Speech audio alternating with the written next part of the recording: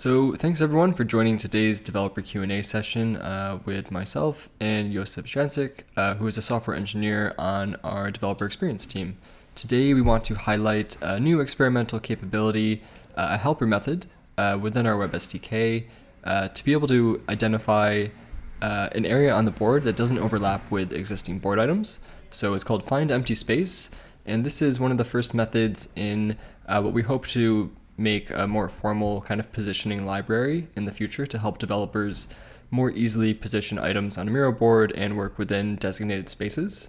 So for this first method that we're introducing, you can set a couple of parameters to define the size of the space you want to find on a board, and it'll help you make sure that you can create items without bumping into other things on the board. So to kick us off, I'm going to hand it over to Josip to give us a quick demo on how exactly you might want to use this.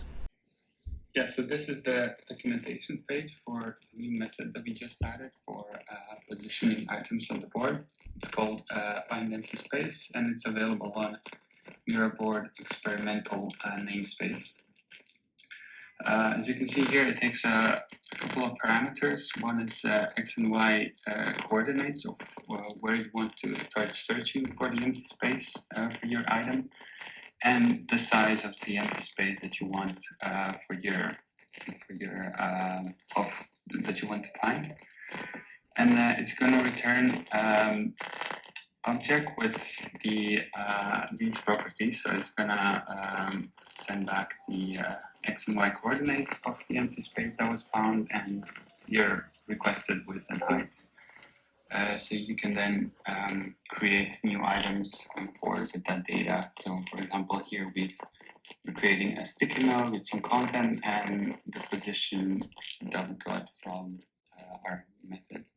And then if we run that, the sticky note is going to appear on the center of the board because there's nothing else overlapping there. But if we run a couple of times, then you can see how it searches for the empty space around that initial point, and it's just gonna go like that until it finds the empty space that is closest to the position that you can find.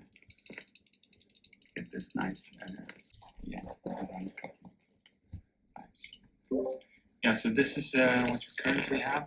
We're also looking at an easy way to create multiple items in a grid, so you can create a couple of items, and then the plan is to have a method where you can arrange those items inside a grid structure.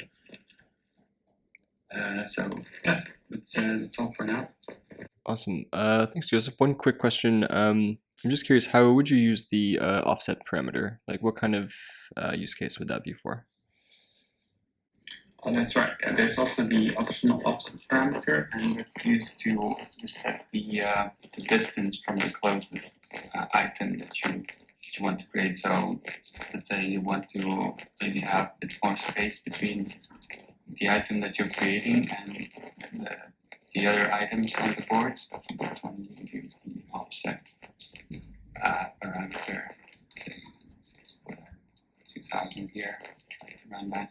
So then you can see that the items are now actually created a bit further from the others on the board. Awesome. Very cool. Yeah, I can imagine this will be super helpful, no longer needing to manually search all the board content or be aware of where items are. Now you can use this helper method. Great. Well, thanks a lot for demoing this today, Josip.